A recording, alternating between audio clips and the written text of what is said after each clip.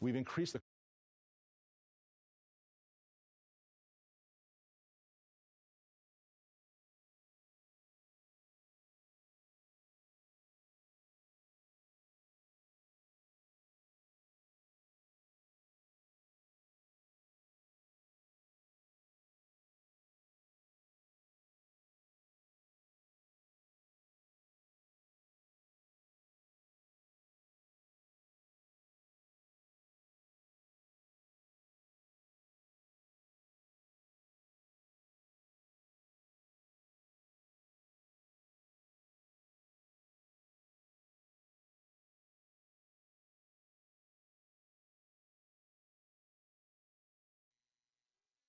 What's going on, guys? Just a little, all kinds of craziness going on today. We will go and see what we can. I tried to look through everything that we could to kind of see what's going on. Lots going on. Happy St. Patty's Day. You see somebody not wearing green, give them an old pinch like you should. So here's just the economy is going crazy, and people are trying to figure out. And there's so many people they're arguing the fact that like, well, the economy is not doing well. But everything, last I looked, I saw diesel at my local gas station for 285. 285. That's crazy. That's a whole nother level. So usually typically it's 350. I'm just telling you, keep an eye on everything. And keep in mind there are going to be adjustments, right? So housing, for instance, there's going to be an adjustment for housing to come down in price, right? Because right now, typically, when you have that information or real estate property taxes that you have to pay, man, the government keeps pushing, hey, it's more expensive, more expensive, more expensive. Is that going to change now? Because there's a lot of talk about taking away property taxes. There's a lot of talk about taking income taxes. So if that's the case, how is the government is it just going to be only tariffs? And then if every country says, hey, we're not going to charge you tariffs, then those tariffs goes away. So it's going to be interesting to see and kind of follow how is everything going to play out. And knowing that information as a personal investor, knowing that information will be priceless. So keep watch. Anyway, so let's see what we got here. They're just talking about this one's you're about to see the economy, explosive economy. Again, what does that mean for the average investor? Let's kind of look at it and see. % levy on European alcohol is coming in response to the EU's decision to put a 50% tax on U.S. whiskey after Trump's 25% tariffs on steel and aluminum. And the president's reciprocal tariffs are still looming on April 2nd. Joining me now is the U.S. Commerce Secretary, Howard Lutnick. Mr. Secretary, thanks so much for joining me. Thanks for being here. Great to see you. Great to see you today. Now tariffs are being met by reciprocal tariffs, which are being met by reciprocal tariffs again. What kind of an effect is this going to have if we keep going back and forth with this fight? There's much less back and forth than you think. This is, for America. So let's just take a step back and let's go over the big picture. So Donald Trump has said there are 5 big industries that he wants to take care of: steel, aluminum and copper, automobiles, semiconductors, pharmaceuticals, and lumber. And those 5 are really important to us for our national security, right? You need steel and aluminum. So when we put a steel and aluminum tariff, we need to teach the world, just let us rebuild. America needs to be in charge. Let us rebuild our steel and aluminum domestic production. And when we do that, tariffing our American whiskey, I mean, why is that credible? It seems illogical. So Donald Trump is just reminding the European Union who's in charge.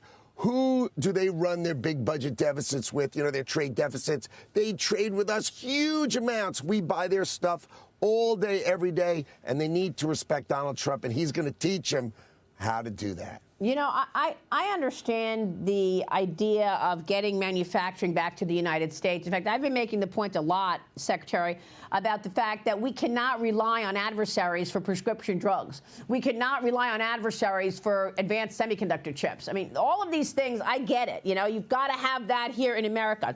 This is a national security issue. I don't see the emergency as it relates to the auto sector.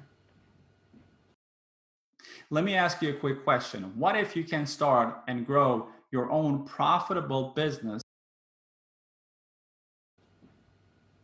Okay, well, you know, the auto sector is the fundamental manufacturing capability where if we called out the Defense Production Act, we need those automobiles, that manufacturing capability at scale. God forbid there was a world war. We need that manufacturing sector here in America. It's vital. It's important. And remember, a giant trade deficit is not effective for our economy. We need to balance that trade deficit because over time, that just eats you away. That is the emergency that Donald Trump is focused on. We can't have these wildly large, insane, persistent trade deficits where all these other countries just eat our lunch. And Donald Trump is on it, and he is going to change it. And autos is kind of high on that list. Yeah. Well, he's going to change it, but in the time that we're seeing these changes, are we going to have a complete upended economy? I mean, I was talking with some auto executives this week, and they were explaining to me how there are many components that go back and forth across the border, like, you know, the textiles in your seats or the computer screen in front of you in your car. All of these things that go back and forth that are going to be tariffed. We could see a lot of pre-announcements coming up in the next couple of weeks. Are you prepared for that? Are you prepared to go into the earnings season? You know, look, you ran public companies your whole life, right? You were there. You had to talk to shareholders and tell them what to expect. Now you're in a different role as, may I say, government bureaucrat, Howard. But let me just say, No. Are you prepared for coming up in the next couple of weeks to see profit announcements and pre-announcements from these companies, which will continue to send this market lower? Look, let's just go through autos for a minute, right? Domestic auto capacity, when Donald Trump left office, was at 80%. And now, under Biden, it dropped all the way down to 60%. The fact that Donald Trump wants to get American factories back up and humming in autos somehow creates an issue that we don't understand. Everybody understands. There is no reason for domestic auto production to be at 60% capacity. None. We buy so many cars from Japan, from Korea, from Germany, right? I know we make cars in Canada and Mexico, but it's time to bring that back home. And you know what? We can figure out, we're an incredibly smart country. We can figure out how to make it work when they go back and forth.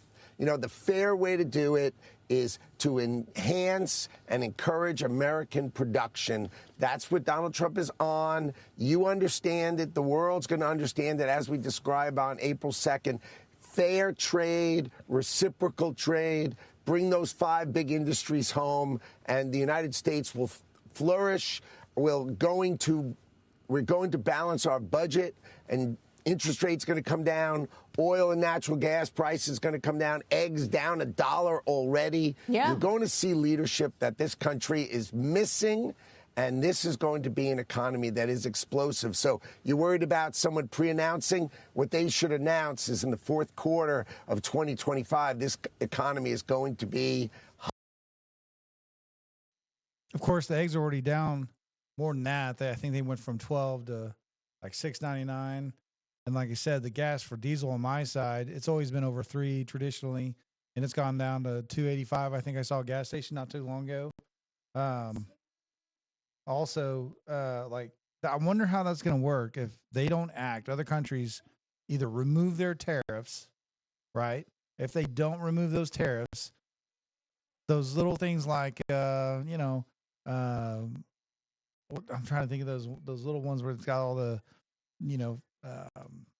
like Hobby Lobby, I mean, you know that stuff. Not all that stuff's that's shipped in, man. It's the cheapest stuff you can find. Good stuff, right? For good things, but all that stuff, man, that's gonna quadruple. What's that gonna do to Hobby Lobby? You know, the fabric stores. That's another thing. There's a huge announcements about all the fabric stores shutting down because all those fabrics were probably made from some other country. You know, and they were bringing them in. So if they now it could be something already prior to this, and this is like the nail in the coffin. But you know, fabric stores are shutting down. Anything, just think of anything. Okay, all the products that would be shipped in from some other country are going to quadruple, right? So businesses here are going to there's going to be an adjustment, right? So businesses here are going to adjust. They're going to close. New ones are going to open. They may leave room for manufacturers here to get into that business in the U.S. So, you know, for those investors looking at that kind of stuff, you know, what does that look like for your, you know, I say your average investor, but you know, how hard is it to do you know, cow, chicken farm, all the things that they say that they were having such a hard time with, you know, I mean, really, you know, get some partners, look around, say, hey, let's make this, let's make some toilet paper, let's make this, you know, I don't know. It's just interesting to see because if you can keep an eye on it and find out which way it's going to go, you know, I've talked to certain people like, oh, the economy is still awful, but they're literally talking about removing property taxes. I know in other shows we were talking about that, but property tax is a huge thing, especially when they come around and say, hey, your $100,000 house is now worth 300,000. Guess what? Your tax on that's 3 times now what it was. That's a big deal, right? That's kind of you're just bleeding the American people with property taxes. But they're now talking about with all the tariffs and all the cutbacks, man, you cut back property tax, you cut back income tax. They've already done the overtime, right? It makes sense, right? Hey, we're not gonna, you know, if you're working your butt off, we're not gonna tax you on it. So they're encouraging people to get back to work, get back on the horse on that kind of thing. So again, let's see what happens. Humming. Okay. Cars that come into the U.S. from places like you just mentioned, Japan, Korea, Germany. Are we going to see those tariffs on those countries? Because I haven't heard a lot about Japan, Korea, and Germany. Are we going to see those tariffs go into effect on April 2nd on those countries? Asking celebrity businessman how to get out of debt. Are you wasting thousands of dollars paying off debts you don't actually have to pay?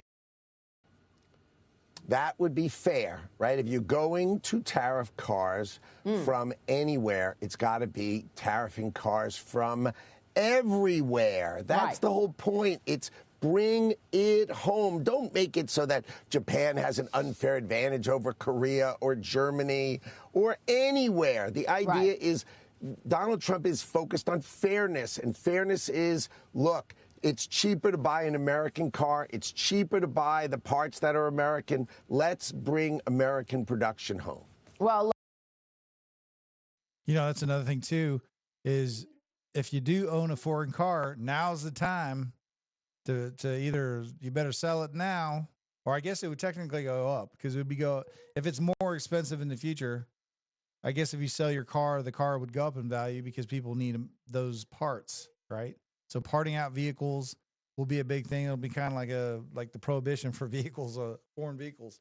So it's just something to look at. You know, if you have one of those type of cars, you may look at it. You know, what does that mean for you in the future to get that car fixed, or you know, get a fender if you get in a wreck? I mean, I don't know, or car parts, engine parts, stuff like that. look, we've seen worries about growth. I know you said you're not expecting a recession, but investors are on edge over the possibility of a recession this year after the Atlanta Federal Reserve said that it's predicting a 2.4% contraction in the first quarter. And of course, President Trump would not what? Wait. Say that again. A what? What? The Atlanta Federal Reserve. 2.4% contraction? Correct. First quarter. Okay, right here, right now. That is ridiculous. Okay. Have you spoken to the president of the Atlanta Federal Reserve? Have you told Absolutely the Atlanta? Not. Have you told the Atlanta Fed that you say it's ridiculous because they're out with this contraction prediction for the first? And I know that you and President Trump are handed a mess. I'm not. Hey, I just want to stop. Welcome in, Forward Blazer, Trailblazer. Good to see you again. Also, KT, all that good stuff. Yeah, that's where NASCAR came from. It makes sense. It makes sense back in the day. It became kind of a competition who can get there and race and that kind of stuff. And what's going to come out of this? What new competitions? What kind of things are going to come out of it? I have no idea. But it's just going to be interesting to see. What. And again, I'm kind of looking at this stuff and I'm trying to decode everything. Okay, they say personally. There was some rhetoric, and then we're going to go over it later, how they're talking about the housing market and how, they're eliminating affordable houses. So that's going to cause a crash. Okay, the housing crash will happen. If you have an adjustment, the housing crash has to happen. Now, what scale that has to happen, I don't know, right? So for Florida not to have $1 million 1-bedroom house, the crash happened in 2008, or California, Florida, right? It makes sense. So right now, everything seems to be overpriced. So things have to crash back down. Yeah, there's going to be people pissed. The housing, like all the housing investors go, well, then sell your house now. But that's what happens. They start selling and then nobody's buying. And then when it starts coming down, right, there's the pendulum swings both ways. So you've overpriced it. Now the pendulum is going to start swinging the other way. Right? It makes sense. So let's see what happens. I don't know. I'm not arguing that. But now we're talking about recession, and I asked President Trump about it this week, and he didn't say no. Here's what he told me. Watch this. Are you expecting a recession this year? I hate to predict things like that. There is a period of transition because what we're doing is very big. We're bringing wealth back to America. That's a big thing. And there are always periods of, it takes a little time. How much time is it going to take, Secretary? Okay, the Donald Trump economy. We own the economy in the fourth quarter. We start to get, we get shovels in the ground. We cut regulation. We get shovels in the ground of this $2 trillion of a commitment to build factories, to build production back to America. You've got everybody coming back to America to build. That starts really strong in the third quarter. First and second quarter are sort of a little bit our optimism, egg prices down, interest rates down, energy prices down. We get a little bit of benefit from us, but it is the mess that we were left with. But hey, so I was also going to mention, if any of those out there favor Zillow. So you go on to Zillow, you're looking at houses. I like that one. You could do the little heart, but when you do the little heart, it keeps you posted on what's going on with that house. So I've been in that a long time. And I'm telling you right now, my phone, even right now while I'm sitting here, has been blowing up with houses going down in price right now. I mean, mine's like Zillow. I mean, people, because they don't want to be left holding the bag, right? Maybe someone paid $100,000 over price. Well, I don't want to be holding the bag and I can't sell that thing, and property taxes or not, I still got to pay the monthly mortgage, right? So people right now are going, hey, in 20, it's almost like they took out of the stock market and then put into the real estate. So real estate became a huge coveted thing where all these property, people are going crazy. Real estate investors are buying Ferraris. I mean, or not real estate investors, real estate agents. I mean, they were selling property left and right, left and right. But now it's almost like, I think people are going to start doing the opposite, right? Whoa, my camera's all messed up. I think people are going to do the opposite. Oh, there we go. 5 means stop. Okay.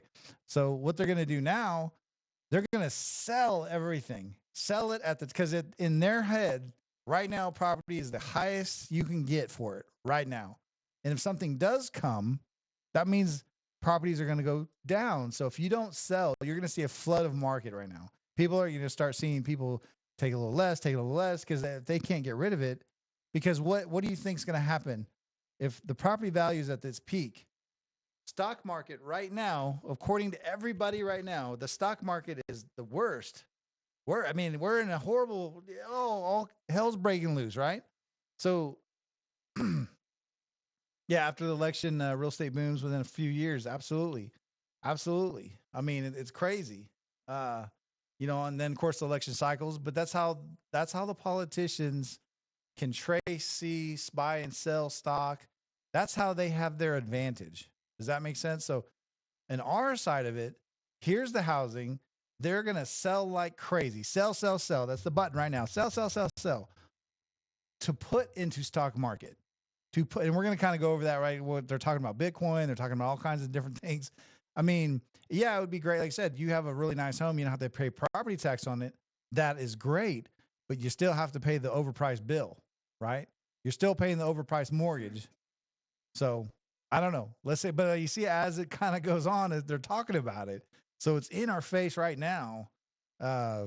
What people are doing. So what's that mean? Again, I always come back around. What does that mean for commercial real estate? Right? It's at its peak, but now all of a sudden, supposedly all these people are going to be coming in, build. But that, I don't know if that, maybe it's under 100,000 square foot. Maybe it's over. Could be over 200,000 square foot. I don't know, because if you're talking big manufacturers that can buy a gold card, right? They can buy a gold card and do that kind of thing. So not everybody can do that. So it may not be kind of your local commercial. It might be a little bit bigger, but we'll see. I don't know. We'll continue. Overstating ridiculous things. I mean, you feel it, Maria. Did you feel deep pain in the first quarter? I've watched your show all along. No. I don't remember you saying, "Oh my God." No, come on. No, that's why I was surprised. America is awesome. Surprised. That's why I agree with you, but that's why I was surprised about the Atlanta Federal Reserve expecting contraction. And, that's people look at the GDP tracker from the Atlanta Fed. Look, I like the idea that President Trump said you're returning wealth to America, and the president is asking the military to develop plans to increase troop presence at the Panama Canal. You worked on this. The U.S. is working to regain control of this key shipping throughway. He's also optimistic about the odds of acquiring Greenland to preserve security in the region. We just saw the vote the other day in Greenland, China and Russia actively using those shipping routes near the country. So tell me about this. Do you think these two things pan out? The U.S. takes back the Panama Canal and perhaps acquires Greenland?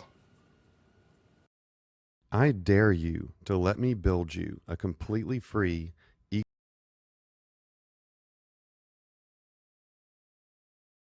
I do. So let's go over Panama first. So we built the Panama Canal for about $1 trillion in current money. 38,000 Americans lost their lives to malaria building the Panama Canal. And of course, if you remember, we helped create the country of Panama, which was part of Colombia before, but we don't really want to talk about that.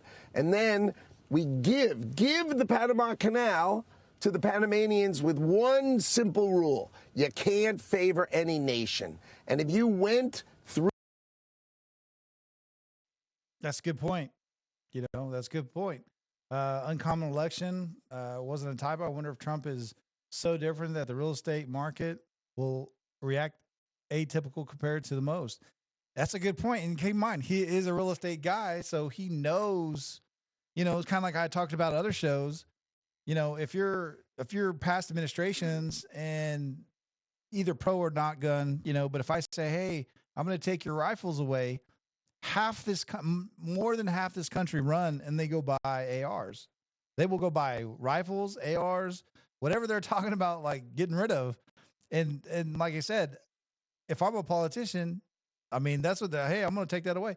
Man, sales go crazy and then they don't ever do it. How many times now, think back in the past, how many times they've threatened to take automatic weapons away, for instance. And it's very clearly in the Constitution, right? So every time they do it, then everybody reacts. They go buy a bunch of guns, shotgun. And then people start getting crazy with their purchases, right? But again, hey, I hope I had that stock in whatever company that was, or the ammunition or something like that. And I think that's how, you have a $200,000 a year politician making $200 million. They have that ability. They have that stage. So. Yeah, fish were swimming. Let's see. through the Panama Canal 2 months ago and took an iPhone and videoed both ways, you know what you saw? Chinese letters from the beginning through the middle, through the end. They just favored China. They blew it. They blew it. They blew it. Wow. And Donald Trump is saying the Panama Canal is fundamental to our security, and he's going to take care of America. Now, Greenland is much easier, right? We are a great democracy. Greenland is going to join America if the people in Greenland want to vote to join America. Right? That makes sense. But you know what we have to do? We're going to remind the people of Greenland how awesome it is to be part of America as opposed to getting disrespected from Denmark. Just remember. I also wanted to say, I want to put this out there. Remember, strategically, Russia is literally taking over another country or trying to. I mean, expanding their borders in modern times. And what did Trump suggest?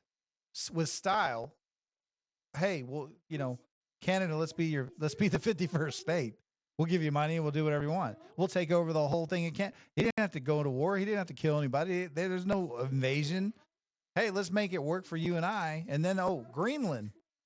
So they're just like picking states and say, hey, we need to like bubble up here. You know, is it strategic for the future? What's to come? Now, good, bad, and different, right? I don't know. You know, Trailblazers, let's see what he said.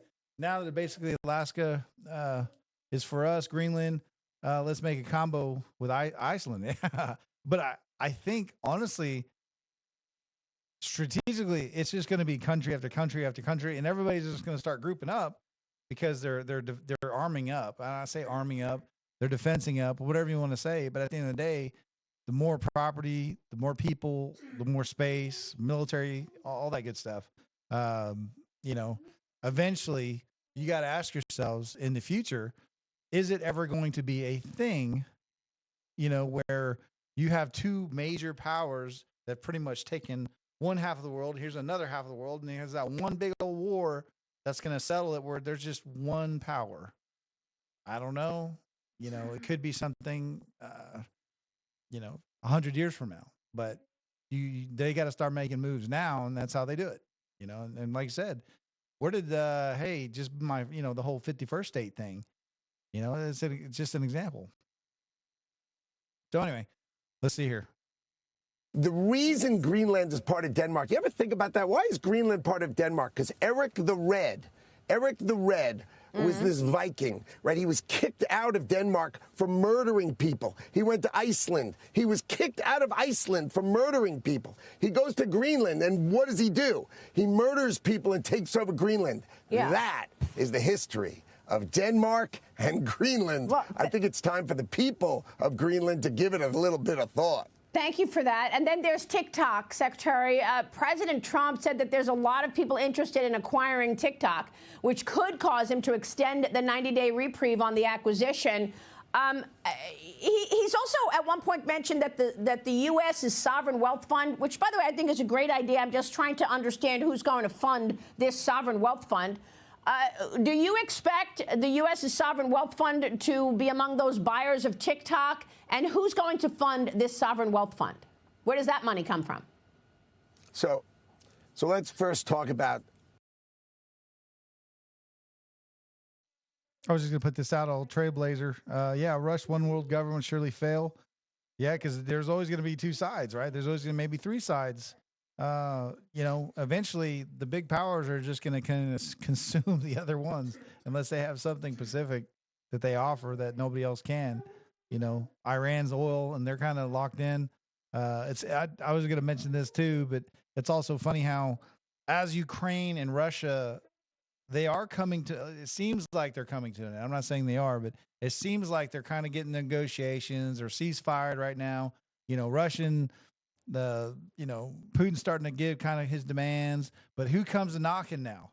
Hey, this is settled up. Now Iran's talking about, nuclear power and doing less armament. Yeah, because they're getting pissed because their oil prices are about to change, right? America is no longer hooked to that. So now they're shaking the bell now going, hey, pay attention to me. what's going to happen to their old prices? Who's going to, because everybody's starting to make contracts, and they're, it just seems like they're trying to get their attention now. If Russia's over, hey, let's get the attention back on Iraq and their oil and what they're doing, and how they're doing it. Just kind of like the squeaky wheel gets the most attention. So I don't know. Let's see.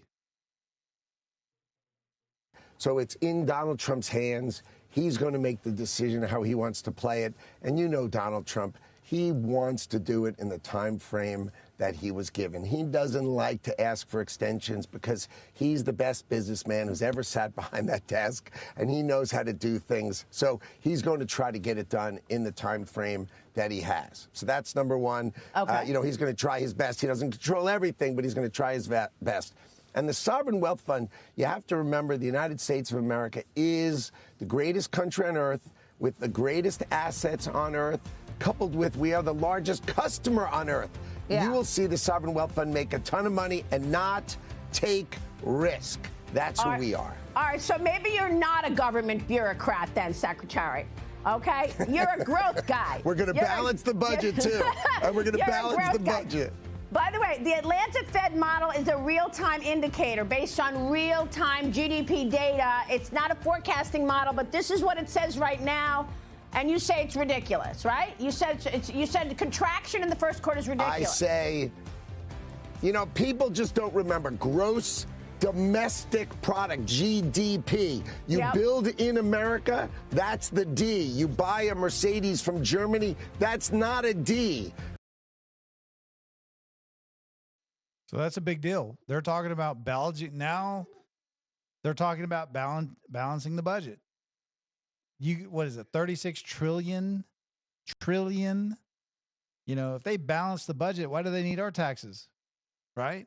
So you could spend that elsewhere, do other things, growth. I mean, that's the idea, right? That's the idea. So again, are we going to get to that point where the government is just giving you a check every month? Hey, we pay you now. Kind of reverse, it's like almost supplement just to be a U.S. citizen. Here's $5,000 per month, just being, patriot or whatever. That'd be awesome. Let's see. I got some other stuff for you, but they're really pushing because have you ever noticed when Trump says something so far, good, bad, you don't like him, I don't care. Well, good, bad, indifferent. He does what he says, right? He does what he says, and he proves it. And by God, he's in every speech, he brings it up again. So you can't forget it. You can't forget it. So let's here's another one here. So the kind of back on the revitalizing the manufacturing, right? Revitalizing manufacturing. We've spoken on your show a lot about MGM Entertainment. They make you guys the Bratz dolls and the LOL surprise dolls. And they said about 40% of their manufacturing is in China. And they want to get that down to like 15 to 10% or so, right? Like shifting it to India, Vietnam. Is this the beginning? It's volatile, but was this the plan? Start to get people to manufacture elsewhere? Well, I think on behalf of the president, it definitely is. President Trump has made it very, very clear he wants U.S. companies, and you guys have heard this over and over again, he wants them to manufacture here. Now, we are a populous-rich nation, right? And therefore, we take better care of our workers. They have health care. It costs more to employ them. And Trump is basically saying, whatever you guys need to do. So I just kind of wanted to put it, I just kind of wanted to point out, that's a lot of green on the stock market. A lot of green out of real estate into stock market. So you're going to see a shift now. The pendulum's going to swing, and it's not going to be bad. It's just going to you're going to see it because the guys that got that huge capital companies with millions and millions, billions of dollars, if they can see something coming, why wouldn't you ride the wave? And I call it like debt surfing or money surfing, whatever you want to call it. They see the wave coming. Jump off this little wave that's it's hitting the short now. They're running back out. Everybody sees this. And I know I talked about it before, but Tesla, for instance, everybody, going out and having issues with Tesla. Hey, I understand people are pissed. He's getting people fired, but that's the way it's supposed to be. You're supposed to be able to go out and protest, without hurting anybody, right? Without hurting anybody, have your voice heard, however you want to do it. But at the end of the day, Tesla is taking it. It went from 400 to like 220, something like that. And I kept messing with my camera. Why it's doing it? So it went from 400 to 200, right? We see it coming. What do you think is going to happen when Doge does all this and people start getting paid? And then he goes to Mars. I don't care if you say a year, 2 years, 3 years, 4 years. That stock is going to be an easy double. You know, so if you put 10 grand in, you're going to get 20. That's just how it is. And it may even go higher now because it's going to keep going. Every bullet point this kid or this guy makes, it's successfully, it's just going to double and people are going to start doing that. So, but I think you're going to, like I said, from property into the real estate market. So people are going to dump tons of money. Other countries are seeing the same thing we are, and they're dumping tons of money in the stock market because they play that game. You know, for Trailblazers, Petroleum, Market Signs, Emotions, Patriots. It's a fun mix, right? Yeah, dude, I mean, it's crazy. It's crazy. But the ultimate goal here, I got to fix my camera again. There we go. I got to back it up a little bit. Come on. Sorry, it's a new camera. There we go. I don't know why it keeps turning off. So the whole idea is how anyone listening, how the heck can you take advantage of it, right? Are you feeling lucky, right? What's going on? You know, when the whole kitty thing was, GameStop came around, man, I wish I was paying attention. You know, I wish I was paying attention. Why didn't I get that email? Why didn't I get that message from Reddit? You know, it's the same thing. You got to pay attention. And what I'm trying to say to everybody is look around. There's a lot of stuff going on. You know, are we going to get kind of excelled back in the 80s where everything, you know, money was good? Everything's free flowing. You know, you can do anything you want. The whole idea, the American dream is being reestablished. If you're an American citizen and you want to go out on some type of financial adventure, you're going to get it. You have a higher chance now than you ever did before. You know, as time now, they're literally saying, bring manufacturer here. Well, can't anybody get into manufacturing? Think about it. How hard is it? Now, do you buy a quadrillion-dollar building and try to do it? No. Start small. Start locally, right? I mean, and look things up. You have to kind of reawaken that again is how can I build this or make this and do that or invent that? You know, get on the horse and start getting on it, man. Because at the end of the day, that's what it comes down to. But like I said, I hear a lot of people over here going, it's all horrible. It's burning down. And we don't. That's a lot of green for the United States. That's a lot of green for the U.S. citizen. Okay. But again, if you don't change anything, you're not going to change your situation. You got to get up off your derriere and you got to start investing. You got to start making money. I mean, I don't know. This is golden age. And I'm telling you, we'll look back and go, man, we were, especially coming off that slingshot of COVID. I mean, man, that was just sliding in the mud. But you know what? Every politician, you know, Democrat, they knew it. Just drag it through the mud, right? Don't break it, but drag it through the mud. And then they invest, they do that stuff. And then here comes here comes the uprise, right? And then in the future, the same thing will happen again. Democrat will get in, they drill it into the ground. Oh no, it's so, and then it comes right back up with a Republican. So it keeps going back and forth, and they're making money doing it. Okay, don't break the system, just delay the system or make it where hey, it's you can make a profit and do that kind of thing because capitalism, right? But how do you, as a normal citizen, do that? So you got to pay attention. I'm going to keep saying that over and over again.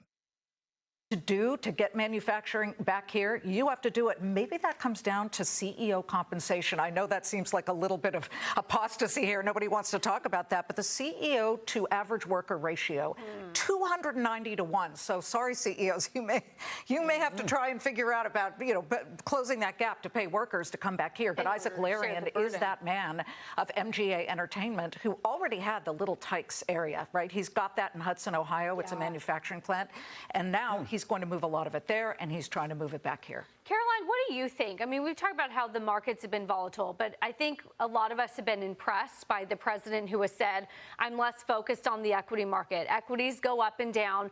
I'm trying to think about this the way China does, in centuries, not in 18-month political cycles. What do you think about this? Right, and that a U.S. toy maker, a major one, is expanding domestic factories does prove Trump's point that if we can shift our supply chains here, get manufacturing here, we're going to be in a better long-run position to not be so dependent on other countries. Granted, toys are a little different than maybe steel or other very essential industries.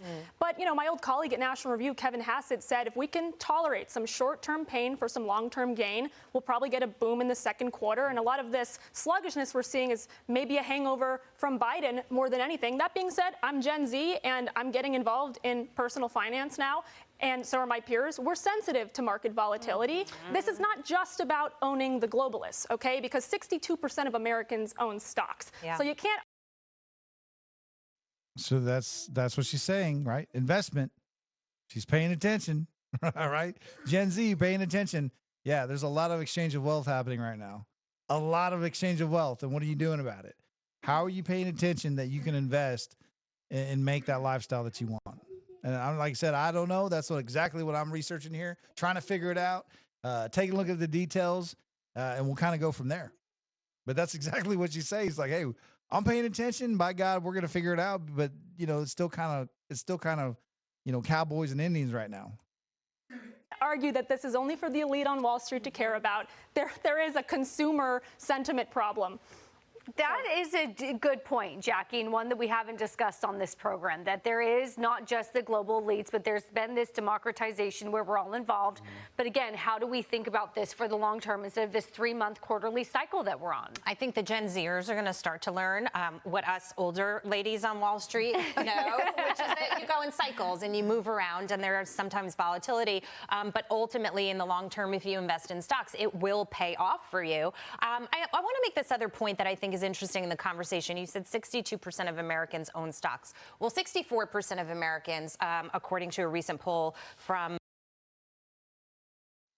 So I just wanted to point out for those that are coming back in, property going down, stock market going up, right? Because the big capital guys, that's what they're doing. They invested in 2020. They knew that property was going to double, triple.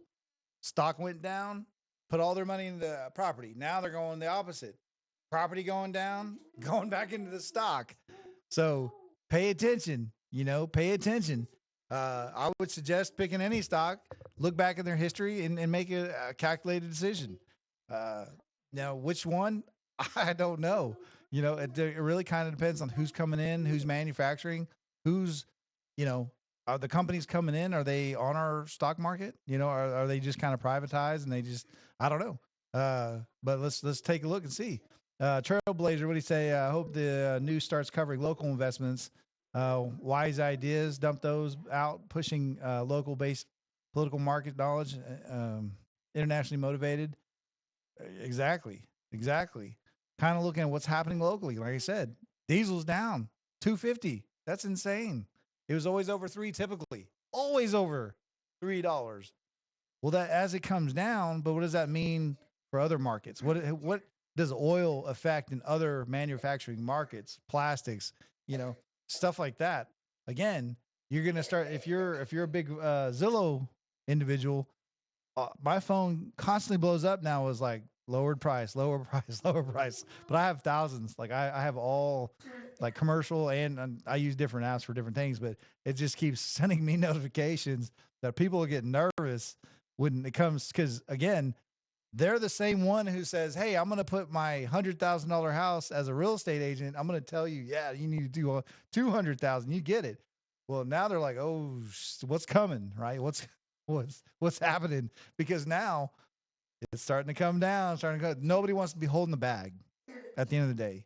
If I put to 100,000, okay, then I need to go, but they're going to slowly start to decline. And that's usually how real marketers do it anyway. It's based on lowering. They don't just say, hey, lower it 30,000. Now they'll say, we'll go 5,000 every month, or we'll do something like that. And it just slowly comes down, but the plug's already been pulled in the boat. You get what I'm saying? So people want to sell most people developers, whoever, they're selling that right now and they're going to put it in the stock market. But what I'm saying is here comes that wave. Pick your stock wisely and you can ride that wave all the way. But we'll see what they continue to say here. That was done last month, say that they want to see the extension of the Trump tax cuts. And so that brings me to a New York Post piece from the editorial board that was talking about Trump and slowing down this tariff tit for tat to focus on his tax cuts and the rest of his agenda. They actually wrote, give the rest of your economic agenda a chance to start kicking in first, sir. And I agree with them. I've been saying that. I want to see the energy stuff that Chris Wright was talking about. I want to see the cut in regulations. I want to see the extension of those tax cuts and some of the cuts or other tax policy, rather, that he promised the American people. You know, that's another thing. Everybody keeps saying, slow down. This guy had 4 years to plan for every move he was going to make. And he's doing it, right? He's already, every single plan that's happening, he didn't just pull this out of his ass, right? He's like, how can we absolutely make the biggest impact in this presidency? How can he absolutely help the American people? How can he absolutely solve everybody's problem at the same time? So everybody, slow down. Because they're trying to gain that financial advantage, going, oh, we could do this, we could do it. No, things are moving so fast that you're going to miss it if you're not paying attention. So, and again, you can't be an expert in everything. You can't be an expert in real estate, stock markets, manufacturing, Tesla, and I mean like the actual developer. I mean, you just cannot do that. So pick what you are confident in and start paying attention and go, how can I take advantage of this new golden age that's coming, at least for the 4 years, right? Last 4 years, drag it in the mud. Hey, great. Everything went down. You can see the pendulum swing. Now, again, who chooses for the next 4 years of the next administration? I don't know. But right now, what's happening? Everybody sees it going up and up and up. And what are you going to do for it? How are you going to take advantage of it as an American citizen coming in? I don't know. We'll see. Before this tariff tit for tat. Having said that, you don't always get what you want. But sometimes you get what you need. Rolling Stones.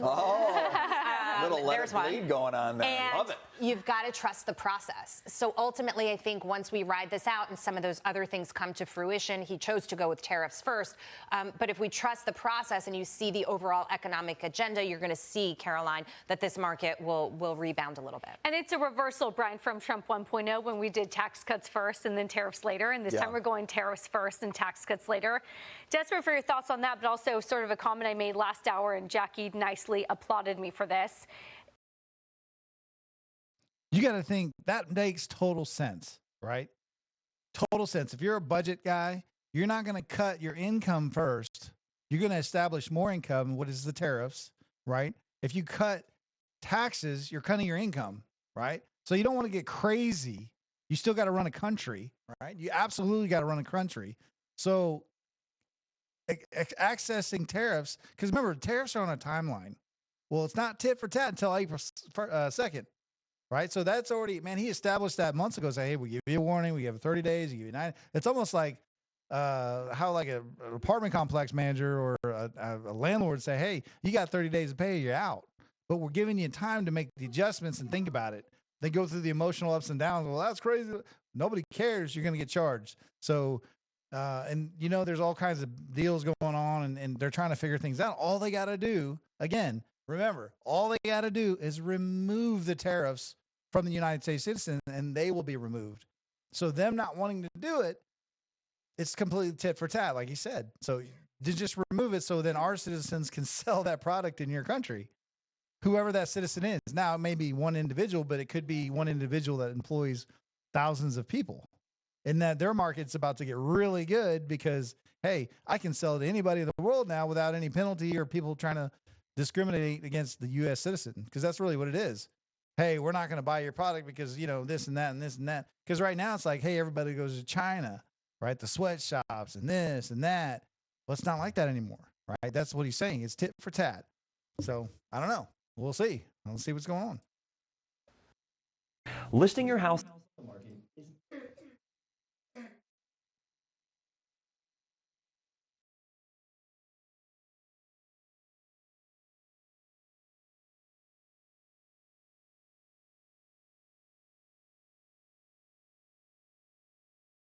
20 years from now, you could have a TV from China that was 10 times cheaper, but it meant moving out of the Midwest because your daughter and grandchildren would no longer have jobs. Would you take that bet? And I think 90% of Americans would say, I'm not willing to take that bet. I don't need a cheap trinket from China at the sake of my children's future. But again, we're sensitive to price increases right now, given we've just had a 20% price increase. And so we're sensitive about it. Well, I lost track of what the bet was I was making there, but I'll take the other side of it, whatever it was. Okay. Couple things. Our president is a street fighting man. Okay. He likes the battle. I see what you did there. He likes the battle over tariffs. All right. Number one, he likes that. But what's happening? You got all these big companies who are making announcements about new. So I say this, he definitely is a street fighter. Like he's the guy, like he's addicted to the deal. So that's the one thing the United States has put a guy in the presidency that is going to make the best deal just because he likes the deal. And he's completely like, he's a millionaire, trillionaire, what do you want to call it? But he has the ability to make those deals from a huge power spot, right? Like, hey, like I've got the United States Army, military, oil and gas citizens. I mean, he's literally in the position that he can make any deal he wants, and he's smart about it because this is not like he's pulling out all this stuff out of his ass, like you said before. So let's see what's going to happen. And it's like we're in the hot seat. We're seeing it live, and I'm telling you, in U.S. history and history books, they will show this as the golden age, and there's going to be so many things. Just pay attention and say, how can I make money on this new age? What can I produce? What can I make? What can I invent? Right? I don't know it, and I have to look it up, but I'll have to look it up. Did the guy that made Uber, was he, he was a United States citizen, wasn't he? Is there any tell me somebody from Germany or Iraq or anyone says, hey man, I created this awesome, new life-changing app and put it into existence. You only usually hear that in the United States. So you're throwing fuel to the fire right now, saying, hey, we want you to come. Let's make things. Let's do things. Let's make things happen. New plants, new investments in America. I got a list of them right here. They're from all over the place. You got companies from Sweden, Essity. You got companies from Italy, Campari. You've got companies from Germany, Volkswagen. So you've got that happening at the big macro level, right? But the same thing is happening at the more micro level. Small businesses and medium-sized businesses right now, there's one thing businesses are good at. They're good at adapting. Yes. So they're all out there right now. Now, you may say they shouldn't have to make this adaptation. I'm just telling you that they are making it, and they're going to be good at it, and it's going to work. And the net result of this is, as time goes by, we are going to make peace with what Trump is doing. And in fact, it's actually going to start to have a huge net benefit for the American economy. And so I'm looking at the stock market gyrating right now. We don't have 100 years, okay? You can talk about 100-year timelines, and people will say, well, I'm not going to be alive in 100 years, and that's fair.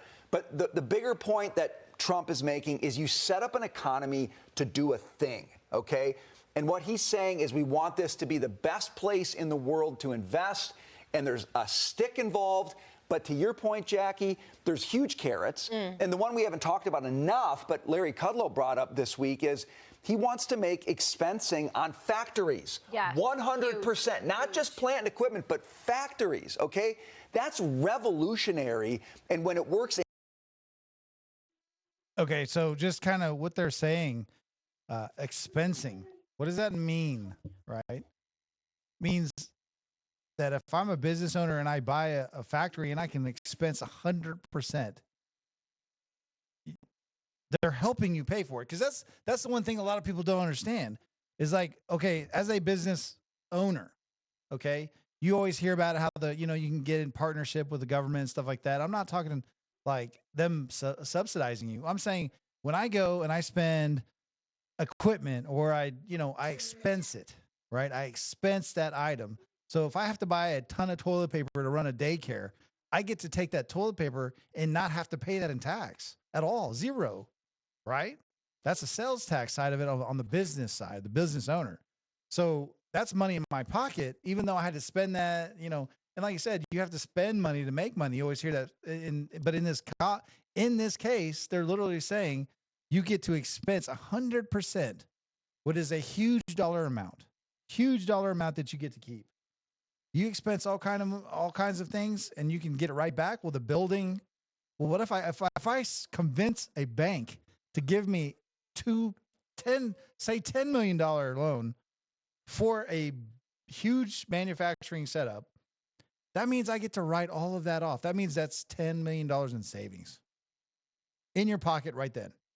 So even after you make $10 million and the government say, hey, you owe us that $10 million because you know, all the money that you owe, because think of it, you know, it's 7%, think 7% on sales tax. You get to expense that out. And that's what he's talking about. That's huge dollar amounts. Huge dollar amounts. We'll continue on. I just wanted to make sure that when they mean by that, anybody that would miss that's huge. Because right now, companies only can expense, you know, or before, say 4 years ago, you're only eligible to expense this. And, you know, there's 40% on taxes on your business. And now it's gone to like 20. But now with 100% expenditure, you can literally wipe out your taxes. Wipe it out just like that. If you know what you're expensing and you know that you kind of know how to play that game. In concert with what he's doing, the net result is more strength in America. Okay, but if you talk to Isaac Larian, of course, MGA Entertainment, they are privately held, largest toy company. This is a guy who came to the United States from Iran with nothing. He came with nothing. He was washing dishes at a restaurant in Los Angeles. He worked his way up to manager of the hotel and the restaurant. And then he started selling electronics out of his car. He started selling toys. Now look at him, fast forward, and he is an incredible businessman. However, it's fine. President Trump, you said he wants to set up the economy. Well, he's done the set, but what about the up? Each day it's changing. And here is what Isaac Larian told me just a couple of weeks ago when I asked him about these tariffs. I am publicly begging for him to please exempt toys. There is no way to get out of China, to be very frank with you, to make low-priced toys. And we do not want the American workers working and making low-priced toys.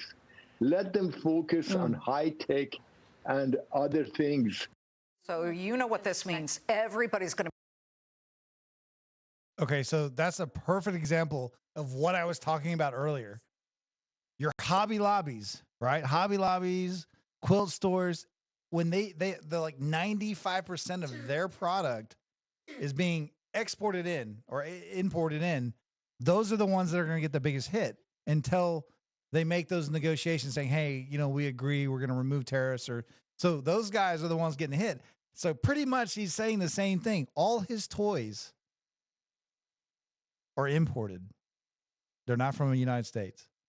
So he's begging the United States, like, please, my products are about to go skyrocket. But he's exactly telling you what's going to happen if you're paying attention. Pay attention. Products that are being imported into this country are going to have the 200% tariff or the 100% tariff, whatever that country has on us. So if he's importing 90% of his or 99% of his toys for, say, from Iran, right? That's what's happening. Now he's getting nervous. He's like, oh, wait a minute, because we can't export our toys to Iran. And I don't know if that's where where he's getting all his toys from. But I bet if someone would do a little research and find out, hey, where's this dude getting his toys? Yeah, he literally came here, did everything. He got the cheapest product, turns around and sells to American people, because that whole tariff thing, that's the whole point of the tariff thing, right? It's not equal. It's not equal. So you better start buying American toys, selling it to American people, because that's what's happening, right? Hobby Lobbies, they're going to take a hit. Yeah, Trailblazer, nobody wants to see Hobby Lobby shut down. I know, right? But there's massive quilt stores. I can't think of the name. I was just reading it the other day. There's a massive quilt store company gone. They're gone. They're bankrupt. And it could be because of prior things. But I mean, this, like I said, it's a nail in the coffin. They're not going to be able to get that fabric cheap from somewhere else where they were able to do it. You know? And that's kind of like, yeah, trailblazers, like I said. Where are the products being made here? You know, like I said, when you go to anybody's been on a hobby, I use Hobby Lobby just as an example. A lot of their stuff are kind of the knick-knack dollar, you know, kind of stuff. I mean, they're like, where do these come from? And all the labels are not from US, all of them. Okay. But they're super cheap and they do very well here in America because they are cheap and they can decorate and they can do that kind of thing. Right. But when this switch flips, what's going to happen? They can't all of a sudden raise a $200 price on their, you know, little leafy wreaths. You know what I mean? Like nobody's going to pay that. So that leaves opportunity for American manufacturers to make those little pencils or those little things or those little knickknacks, you know. So I'm reading here. International trade does matter for our locals too. Exactly. You know, wouldn't it be awesome if we were exporter like China to everywhere else in the world? Why can't we? And that's the thing that nobody's really thought of, you know. And the thing is, I think people want to work. They just want to they want to be able to live and make money. But again, when you have the housing at $500,000 for one bedroom, you cannot make a low wage and survive in an apartment. Even the apartments, you know, I had Shane What's Up not too long ago. He was saying it's $1,300 for a one bedroom in Florida. $1,300 for a one bedroom. Okay. Just because like, hey, I like Florida. I like the area. So I raised my rent. You know, Florida could be here. And really, it was creeping up that way during COVID because in central United States, properties were down at as low. You could get a house at $40,000 and people are like, no, you can't. Yeah. Look it up. You can go look up all the histories of prices and stuff. And you can find houses. They may not be perfect. They could be flips or something like that. But those same houses are $100,000 right now. And it's only because of the craziness of COVID and all the raises and everything. It's like everybody's trying to equal out, and it gives everybody an excuse to like jump on the bandwagon and say, hey, I'm going to charge, those landlords going, I'm going to charge, $2,000 for that one bedroom. Why not? If people will pay it. Well, if they have to pay it, they're going to have to pay it. But who pays for that?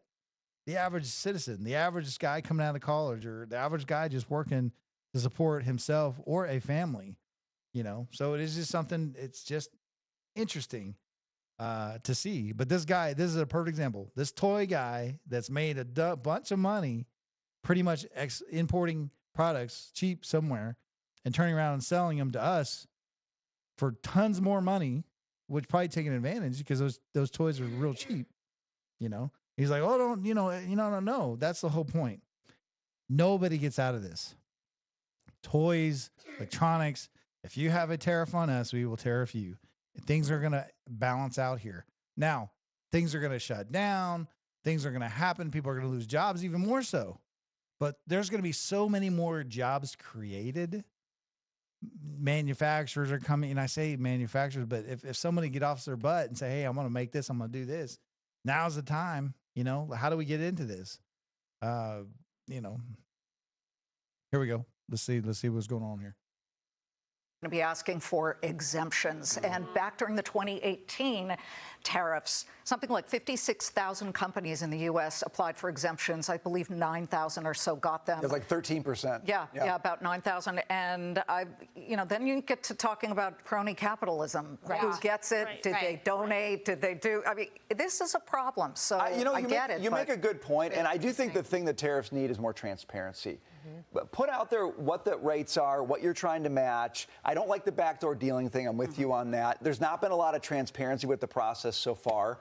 But, it's going to be interesting. Like on cheap toys, there's a lot of Americans out there who might say, like, I don't need it. I'm okay without a lot of cheap toys. But their kids. Yeah. Their kids say that. Kids won't say that. Figure it out. Art class. I like the argument that he was making there, which is, and I hear you guys on who picks, who's going to get the exemption, but get the American worker focusing on bigger, more important parts of our economy, cars, or whatever else there is. I mean, I kind of agree with him that low-priced toys is kind of a waste of time. President Trump has said he won't grant extensions, but we shall see.